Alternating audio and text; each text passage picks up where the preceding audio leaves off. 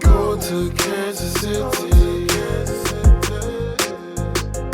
If I could, I come, I come, I come. I'm going to Kansas. Welcome everybody to another episode of Chopping It Up with the Cleavers. My name is Emmanuel Cleaver III. And I'm Emil Cleaver. Check us out on YouTube. Subscribe to our YouTube channel, Chopping It Up with the Cleavers. Check us out most places you get your podcast. So it's been a while since we last met. Everyone in the world is talking about what's going on in the Middle East between the Israeli government and Hamas. So if you have been living in the dark and don't know what's going on, it was a few weeks ago that Hamas, October 7th, attacked Israel, a concert, killing several people. more than several. Okay. Thousands. It was only I thought it, anyway, they killed a lot of people. I'm not trying to give the numbers. Yeah. Not giving exact. They killed some people. And of course, the Israeli government attacked. So I've heard a lot of people saying, well, it's all in the Bible. This is all in the Bible and all this stuff. And depending on who you are, where you're from, will determine where you lie on this matter. But just to give a little context, give it a little historical perspective. So prior to 1948, that territory over there, I believe it was British controlled. In 1948, Israel declared its independence and it became an official state. well, let's go back before that. So, just so you all know, okay, so the research I've been doing, I wanted to make sure that, I got a few facts straight, and, you being someone who studied the Bible, maybe able to add some more context. So, from the research that I've done, both Jews and Muslims have strong ties to the region, dating back 4,000 years to Abraham, who is considered the father of both religions. And Islam Christianity. And Christianity, all three of the major religions. Well, In 1,000... Judaism really isn't. It's a small religion. really? Christianity, Islam, Hinduism, Buddhism are all larger than Judaism. I didn't But know anyway, In 1000 BCE, King Saul established the Israelite monarchy. So the you're land... going back to the first book of Samuel. Well, I mean, I'm not going to stay there. I'm just giving... Okay, hey. Giving Okay. a few context. So, the land would continue to be conquered and ruled by various groups, including Persians, Greeks, Romans, Arabs, Egyptians, and a couple of groups that I can't pronounce, Crusaders, the Ottomans, who called the region Palestine. They ruled the place. In 1880, Jews in Europe started migrating back to Palestine because they were being treated bad in Europe. So they went to a safe haven. They started going back to Palestine. After World War I, Great Britain took control of modern-day Israel, Palestine, and Jordan from the Ottomans. British Empire was the largest empire the world has ever known. They Yes. still have an empire. They just call it the Commonwealth. It's the same thing. So in 1922, the League of Nations approved a British declaration that promised a national home for the Jewish people in Palestine, but it would be decades before this was fulfilled because of World War II, where 6 million Jews were killed and millions more displaced. So in 1947, Great Britain decided to partition Palestine into two countries, and this is kind of where we are modern day. The Jewish state of Israel and the Arab state of Palestine. Israel agreed with this. A lot of Islams thought it was unfair. Muslims. A lot of Muslims thought it was unfair. They never agreed to the. Agreed to it. It was The in Jews 1940. agreed Yeah. to it, but Muslims didn't think it was fair. In 1948, Israel was established. The Arab League rejected the partition and attacked Israel. Israel, during this conflict, occupied much of the territory designated to the Arabs of Palestine during this. After this, Egypt controlled the Gaza Strip and Jordan took control of the West Bank. Now, Many of Arabs fled their homes and took refuge in the Gaza Strip and the West Bank during this time. 700,000 Palestinians were displaced in 1948 when they took control. When they took control. Palestinians. Of course, tension between Arabs and Jews in the region continued for decades. In 2006, a militant Sunni Islamic group known as Hamas won a Palestinian legislative election. Many consider this group to be terrorist because of their methods, such as carrying out suicide bombings and the calling for the destruction of Israel.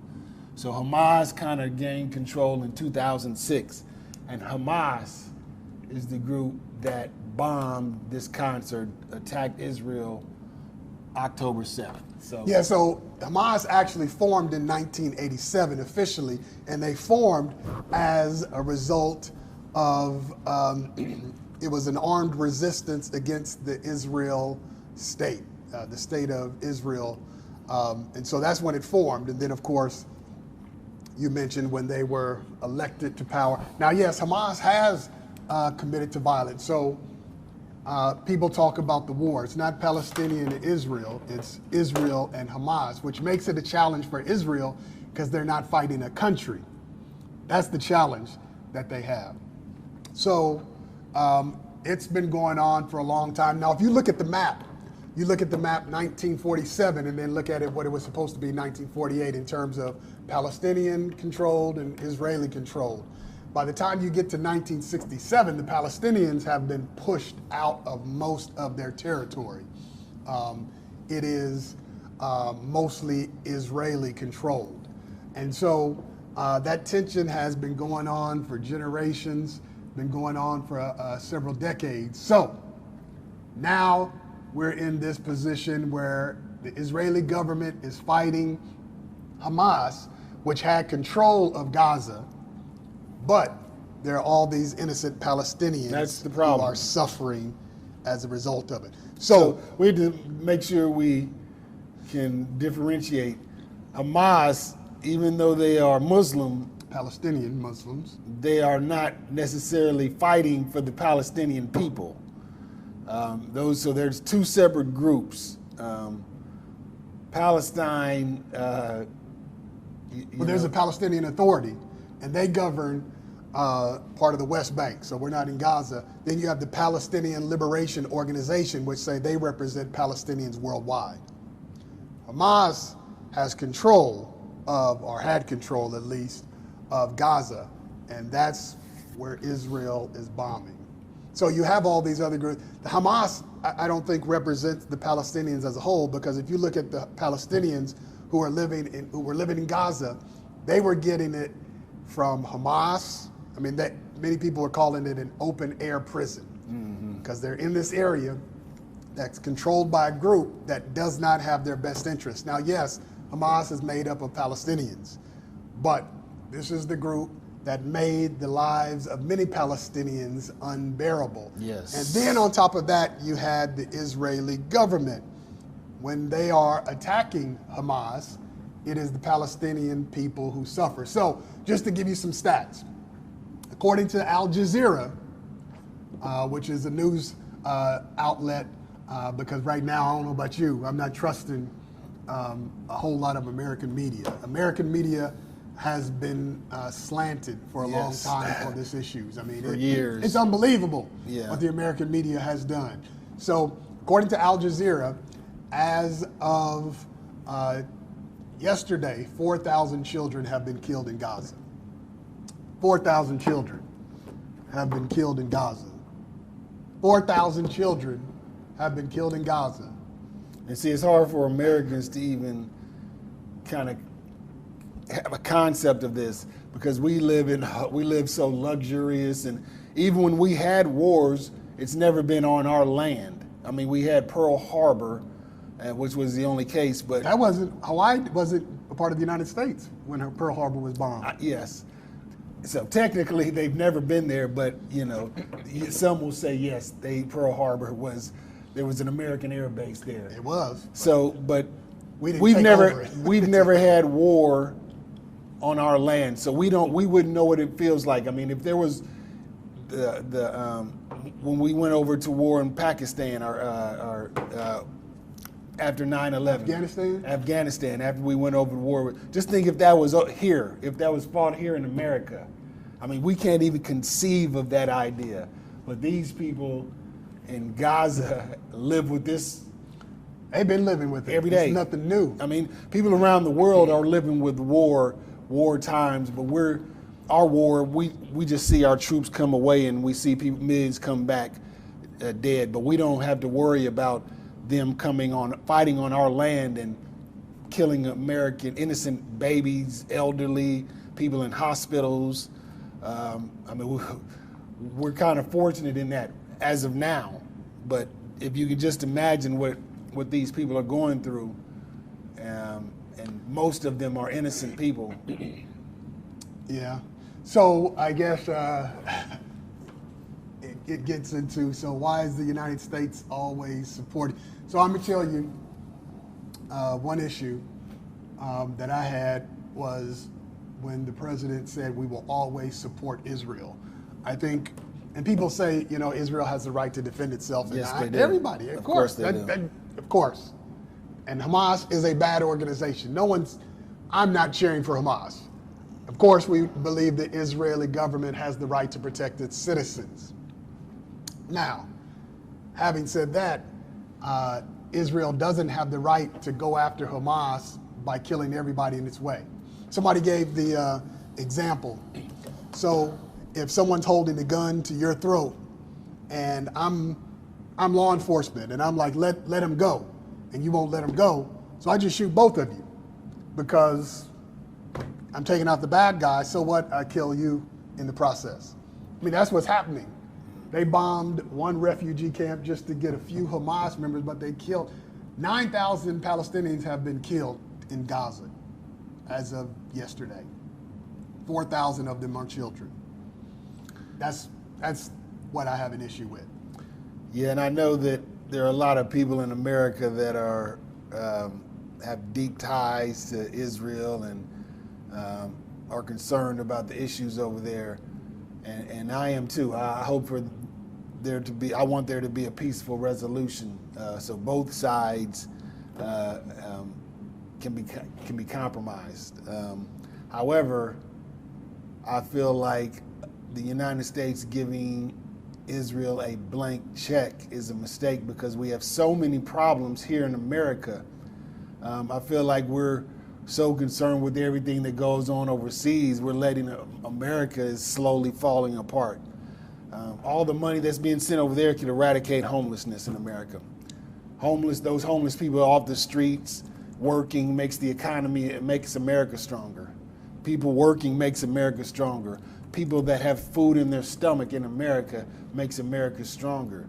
So, I mean, I think hundreds of $billions or however much money they're sending over there could be used to make America stronger. I think making America stronger makes the world stronger. According to the Department of Housing and Urban Development, it would cost $20 billion to end homelessness in the United States. $20 billion could end it. So end it. That means the money that we're sending over to Israel could end homelessness and probably the hunger problem in America. Well, it could, yeah. I mean, because if it's only $20 billion, then and the proposal, well, if you look, since World War II, the U.S. has given $270 billion to Israel since World War II. So we're constantly giving money, which I understand. People say it's the only democracy in that part of the world, and it's allied with the United States. However, it's like you said, I mean, the country is only as strong as its weakest link, and we have a lot of weak homelessness links problem in our country. So it just seems like, man, we could have ended it a long time ago. Yeah, when we leave here, if we really wanted to. When we leave here, we'll see people on the streets, homeless people. But there's also another issue, which I'm hearing a few people talk about, but I don't think it's being talked about enough. The fact that many believe Israel was practicing apartheid even before this.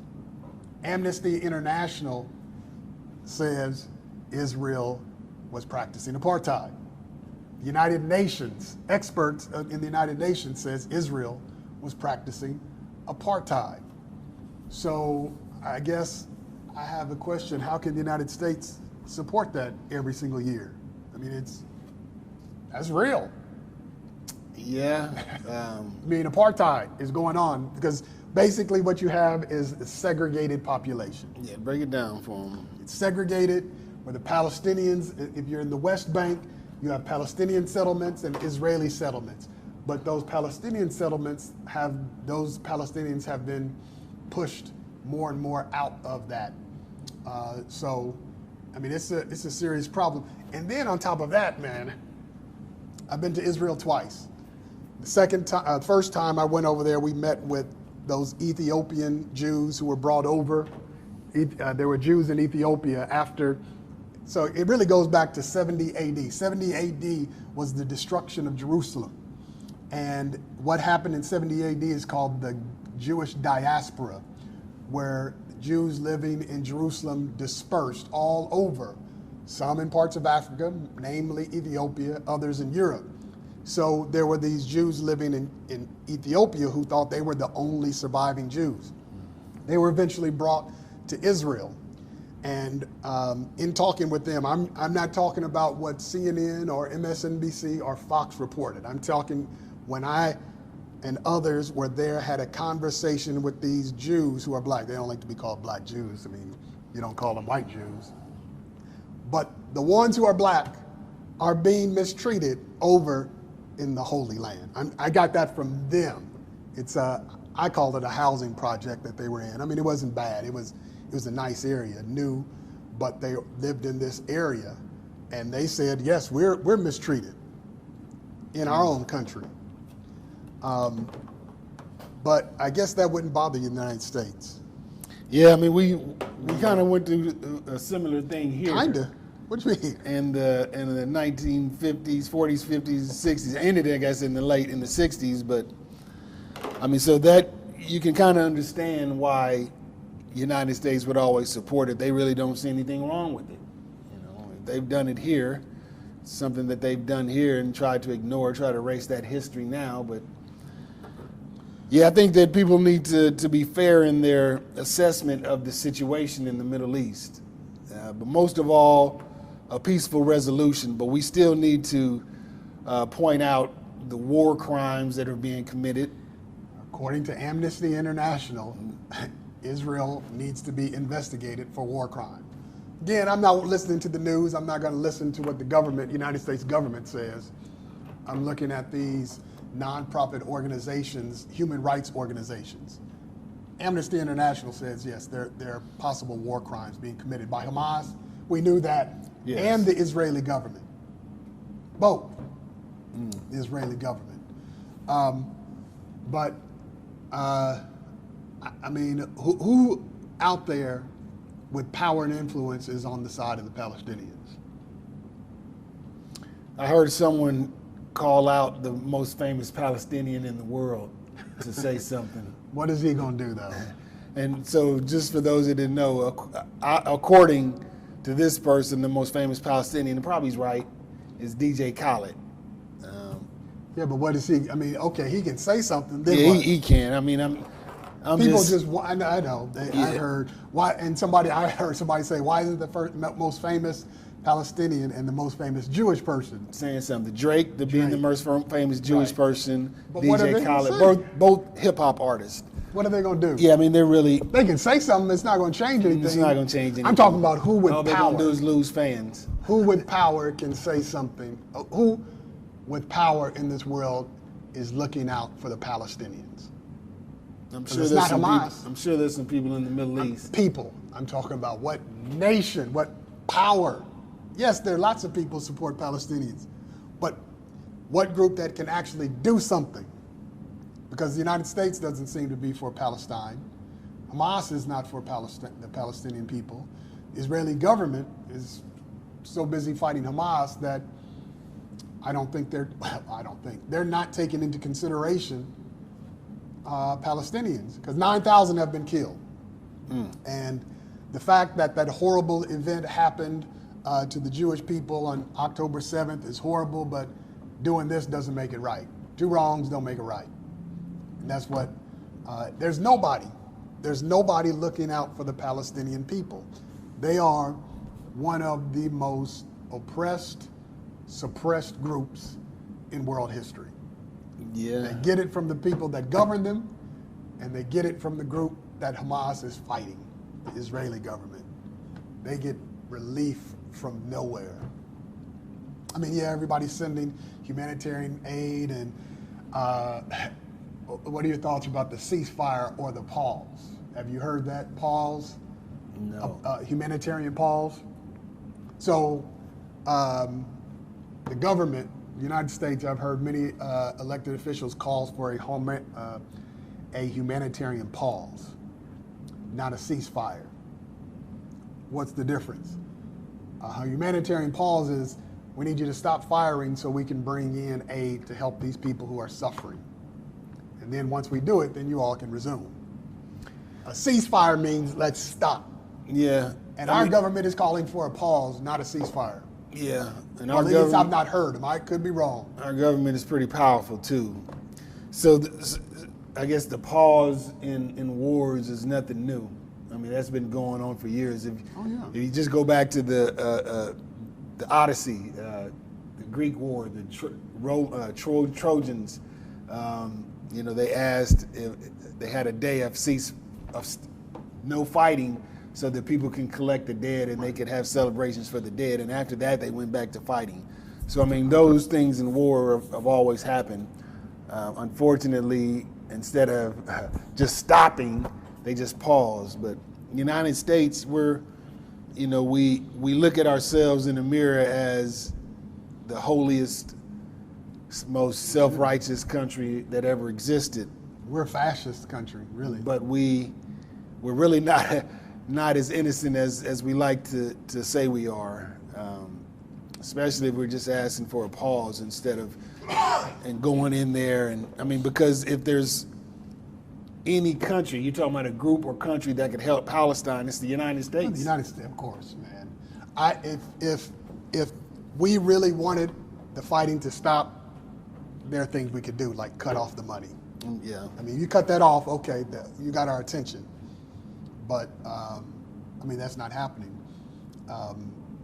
Because, in essence, the United States is a fascist country. We like to impose our policies on other countries.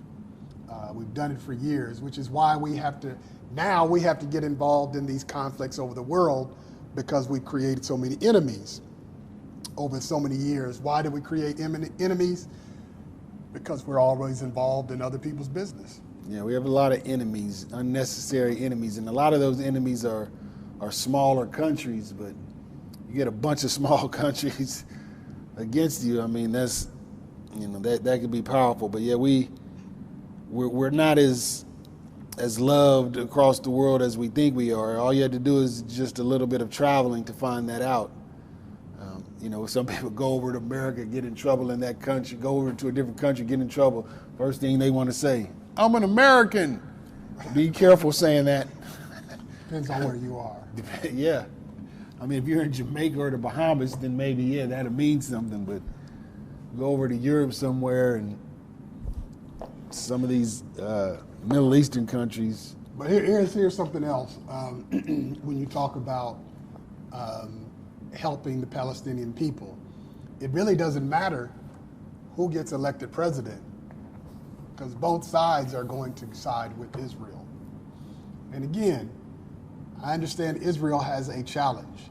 I mean, it's a challenge. You're talking about in our presidency. I thought you were talking about the Israeli president. No, I'm talking about here. In America, it doesn't matter. You're right, it doesn't, because both are, Republicans Donald Trump will Democrats. support, Yeah. Joe Biden will support. It doesn't matter who wins. Yeah, they're both. Yeah, we will always side with Israel. And then, of course, if there's a long shot and the short guy, Ron DeSantis wins, then he'll support.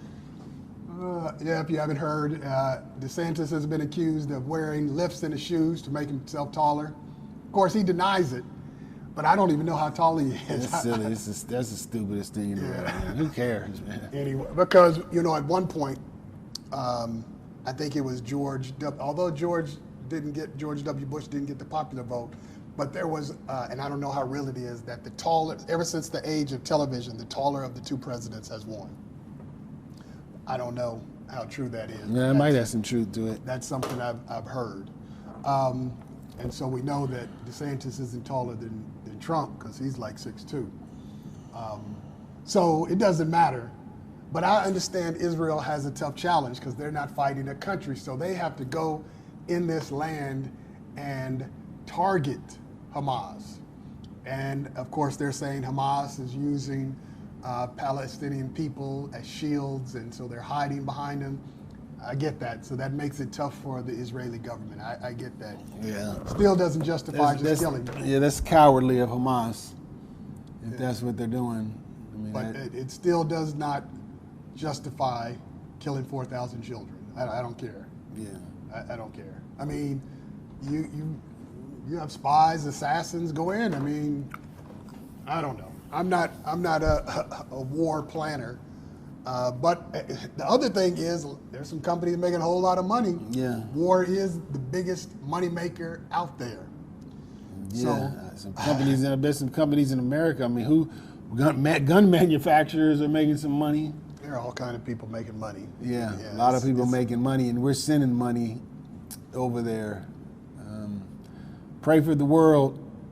Pray for the Middle East. Pray for Israel, Palestine. Pray for America, that we can be the leaders that we claim to be. Good leaders. Yeah. Good leaders. And all the protests, I mean, I guess violence against Muslims and Jews has taken a tick up since all of this started. Yeah, there's a lot of, I guess, violence against both sides. You know, you on the, what I've been hearing a lot is a lot of violence on the Jews, but there's been a lot of violence against Muslims too. Muslims in a this lot country, of ignorant people out there just. And the little boy shot, a Muslim kid. Yeah, a lot of ignorance. A lot of ignorance. Let me have that dude. I don't think they're going to do right. The older gentleman who shot the 6-year-old Palestinian or Muslim kid, send him to me. Yeah, we'll take care of him. I mean, he'll be sorry. I guarantee you that. He'll ask for forgiveness. Yeah. I got some ideas. So, I think we, like you said, pray for Israel, pray for Palestinians, but other countries are getting involved. So it's, some have said this could lead to a larger war. Yeah, it could lead to World War III. I mean, and you also have the war in Ukraine still going on. You know, those two major wars in the world. I mean, of course, there's always smaller conflicts all over, but 35 conflicts on the continent of Africa. 35, at least, going on right now, armed conflict. So, I mean, this is a country, we're a world of war. And you think about all the war, I mean, there's probably some countries that, promote violence more so than other countries. like America. I mean, I don't see how we cannot be a country considered. Yeah, we think we promote violence more than any country in the world. I mean, just turn on the radio. World. Well, we even in the world, because the developed world, they may be violent, but we promote it on the national radio. We promote it on, go turn it on the radio today. Turn on the #1 radio station in your city, and listen to that music, and hear black men talk about killing and destroying other black men, and the destruction of black women who are taking over rap now, and they just hate each other. All of them have beef with each other. I mean, black women just cannot get along. It seems like, man. Think of all the biggest female hip hop stars. They don't get along. They got beef with another female. Nicki star. Minaj and Lil Kim, two of the biggest rappers ever, don't get along. Cardi B and Nicki Minaj don't get along. What's her name? Kaya and now Sexy Red. Kaya, old school rapper, isn't getting, not Kaya. The one in my neck, my back. She's not getting along with Sexy Red. I mean, they just, anyway. And who does Megan have? I'm sure he has beef with somebody. Yeah, I mean, they just cannot get along. I mean, but, so I'm saying that to say, we promote violence here in America. We promote violence on the radio, and I don't see how these radio stations can say that they're pillars in our community. I mean, just because you do community drives, community events, but yet on the radio you play black men killing black men all day long. I mean, it's hypocritical of these radio stations. I'm calling them out. Now I know they won't play my music. Well, but I've heard the argument that, okay, why can't they play it on music? We watch movies with violence. Isn't it the same thing? It's just all entertainment. So, well, I mean, I look at it a little different. The movie is a little different than a song. I mean, you know, you're watching a movie for entertainment value. You listen to a song for entertainment value, but you watch a movie about violence, it's telling a story. You listen to a song on the radio about violence, it's not necessarily telling a story. It's just, I mean, at what point is it too much? You can't tell me that when a rapper goes to another rapper's gravesite who was just murdered and starts rapping about how he's happy this rapper was murdered. That's too much. yeah, I mean, a movie is different. That's too much. But yeah, we promote violence here in America. Black people, I think we need to stop glorifying violence. well, we grew up and have been formed and shaped in Yeah, the I country. mean, I can't just blame black people because white people in America have taught violence better than anyone. So, well, we won't indict everyone, but the leaders of this country since the very beginning have promoted violence from stealing. So maybe this is why we always side with Israel.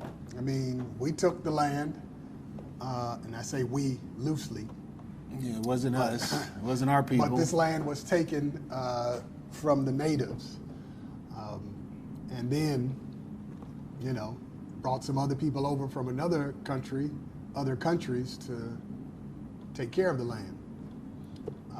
But also, I mean, when you look at the developed countries in the world, there are few developed countries that pass out guns like we do. I mean, everybody can have a gun, anybody can have a gun.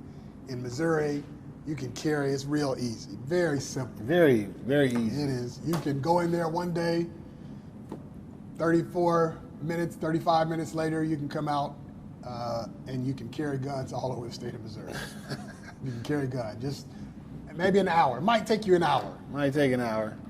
Your first one, it might take an hour. But that's how easy it is. So we just live in a violent world. We live in a violent country, and just we're praying for all that. So I guess today we talked about songs. We talked about war. War and peace. Yeah. War and or peace. So top 5 favorite songs that talk about war and or peace. War and or peace. So I'm gonna go first with number 5. Eric B. and Rakim, Casualties of War. I mean, it's right there in the song. War, regardless if it's a war worth fighting or not, there are going to be innocent casualties, and we definitely see that with what's going on with Israel and Hamas. After that, number 4, I have Where's the Love by Black Eyed Peas, and it's just a song really just promoting love, people getting along.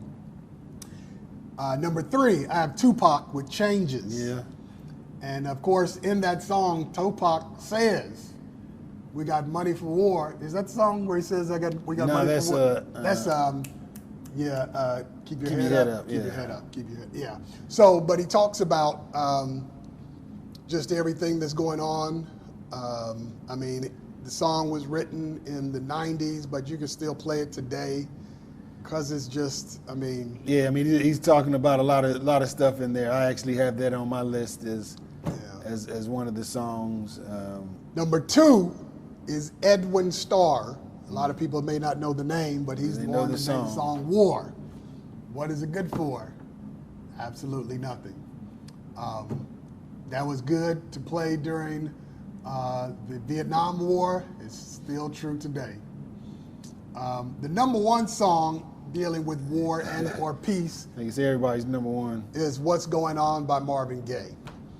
Marvin Gaye just paints the picture. Hey, let me tell you what's happening and what's going on. So of course, Marvin Gaye drops knowledge, and so I have to say that's the #1 song. Casualties of War, Eric B. and Rakim, Where Is the Love, Black Eyed Peas, Changes by Tupac, Edwin Starr, War, #1, What's Going On, Marvin Gaye. So my #5 is Ball of Confusion by the Temptations, where they're just talking about a confusing world. Everything that's going on from the war to things going on in America. Ball of confusion is what this world still is right now. It seems like there's just so many confusing things going on, troubling times. So my #5, Temptations, Ball of Confusion, is #4. Tupac, Changes, like you had on your list. It was a great song, lyrical. One of the lines, it's a war on the streets and the war in the Middle East. Instead of a war on poverty, they got a war on drugs so the police can bother me. Knowledge. So, I mean, yeah, Tupac, a lot of people know him for being violent or crazy, but he was actually a well thought out artist who talked about various things, and that was one of them. Changes was released after he passed away posthumously, but still a great song. You can play that today. #3, Curtis Mayfield, We Gotta Have Peace. It's in the name. We gotta have peace. Nothing else needs to be said. I mean, that pretty much says it all. Right. #2, Edwin Starr, War. What is it good for? Absolutely nothing. It's good for nothing. It is good for nothing but killing. That's good for nothing. So that's #2. #1, of course, the great Marvin Gaye, What's Going On, one of the greatest songs of all time. And I'm asking today, what's going on? We got these conflicts, Ukraine, Israel, Palestine, 35 conflicts in Africa. Yeah. And American seems like it's just a boiling point at this point. So, Yeah. I have some others, like honorable mention, Imagine by John Lennon. yeah. It's a good song. Michael Jackson. The Beatles, All We Need Is Love. Yeah, the Beatles got So I mean, they're few Bob Marley songs. I mean, Bob Marley was all about peace, love, and happiness. Yeah. I do want to make sure I make a Self-destruction. correction. I guess you can put that in there. When I said 20 billion to end homelessness, that's 20 billion every year, which is, we can afford that. Yeah, of course. 20 billion every year. If we're to giving make sure that there's Israel no- 100 billion, Well, they're not getting 100 billion. That's part of it's Israel, part of it's a bunch of different humanitarian. The bulk of it is going to Israel. but we have 100 billion that we're giving Yeah, away. That's my point. We do have 100 So billion. that's 5 years right there. That's 5 years of ending homelessness.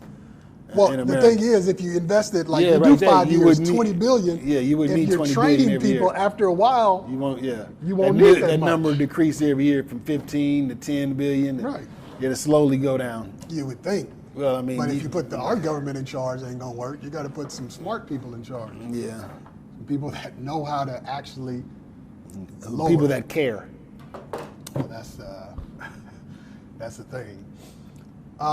We'll be talking about what's coming up. The latest poll has Trump beating Biden in a runoff right now. It's gonna be tough. We'll see if he's gonna get convicted. Yeah, but He's not. he might. He But might nothing's get gonna convicted, but happen. yeah, Nothing's gonna happen. Yeah, he might get convicted, but he's not going to prison. But the bottom line: pray for Palestinians, pray for Israel, Pray for the world. pray for the world. But the Palestinian folk are suffering, and I know I'm saying that, but at the same time, there's minorities in this country That are suffering. Yeah. Constantly. That's the show. Check us out. Most places you get your podcast. Subscribe to our YouTube channel, Chopping It Up with the Cleavers. Until next time. Peace. But I'm honest, here I am. I come, that's where I'm from. I say I'm going.